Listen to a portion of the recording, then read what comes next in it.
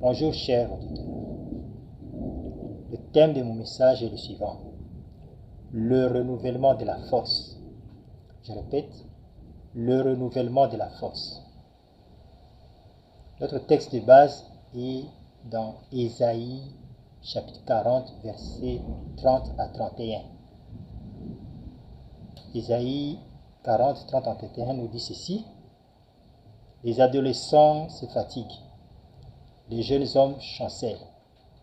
Et ceux qui se confient en l'Éternel renouvellent leur force. Ils prennent le vol comme les aigles. Ils courent et ne se lassent point. Ils marchent et ne se fatiguent point. Ésaïe 40, 30 à 31. Le renouvellement de la force.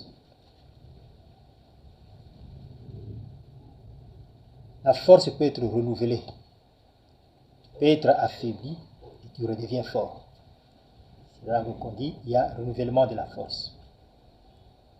Nous allons donner quelques exemples des gens qui ont expérimenté le renouvellement de la force. Le premier exemple, c'est le cas de Moïse.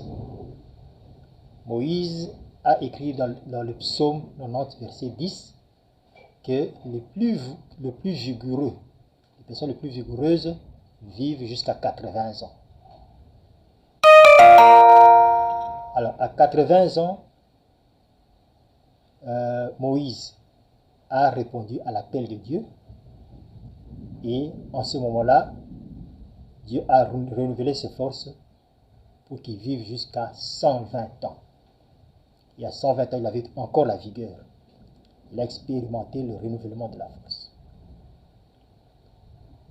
Le deuxième exemple, c'est l'exemple d'Élie. Élie avait défié les idolâtres de Baal sur le mont Carmel pour qu'on sache qui est Dieu entre l'Éternel et Baal. Après cela, quand il a commencé à pleuvoir, les gens, chacun courait vite pour rentrer à la maison. Eh bien, Élie a couru plus vite que le char du roi Akab. Parce que c'est quelqu'un qui s'était confié en Dieu. Élie s'était confié en Dieu et Dieu lui a donné la force de courir plus vite que le char. C'est un peu comme aujourd'hui, Dieu peut te donner la force de courir plus vite que la voiture. Troisième exemple, c'est le cas d'Ézéchias. Ézéchias était l'un des meilleurs rois du royaume de Juda. Eh bien, lui qui était l'un des meilleurs rois, il s'était confié en Dieu. Un jour, il est tombé malade et le prophète lui a dit que tu vas mourir. Il a prié, il a supplié Dieu pour la guérison.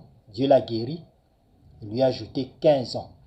Alors qu'il devait déjà mourir, Dieu lui a ajouté 15 ans. Sa force a été renouvelée. Comme pour les autres exemples de Moïse et d'Élie. Le quatrième exemple, c'est toi. Le quatrième exemple. Oui, c'est toi. C'est toi le quatrième exemple. Tu peux expérimenter le renouvellement de la force si tu veux. Oui. Dans Proverbe 3, chapitre 3, versets 7 à 8. Dans ce passage biblique, Dieu te dit que si tu obéis à Dieu, si tu crains Dieu, ça sera une santé pour tes muscles. Proverbe 3, 7 à 8. Tu vas avoir une santé pour tes muscles. Crains Dieu, obéis à Dieu. Mais, au lieu de craindre Dieu, il y en a qui se livrent à l'impudicité. Encore quelqu'un se livre à l'impudicité, il est en train de gaspiller sa vigueur. Comme il est écrit dans Proverbe 31, verset 3, ne livre pas ta vigueur aux femmes. C'est ce qu'une maman conseillait à son fils qui était déjà roi. Ne livre pas ta vigueur aux femmes. Proverbe 31, verset 3. Dieu promet aussi la longévité. Il te promet la longévité. Si tu es enfant, tu es encore chez tes parents, tu es encore avec eux, je te dis de les honorer. Même si tu n'es plus avec eux, tu dois les honorer. Tu dois honorer tes parents. La promesse est que si tu le fais, si tu honores tes parents, tu vas vivre longtemps sur la terre. C'est écrit dans Éphésiens 6, 1 à 3.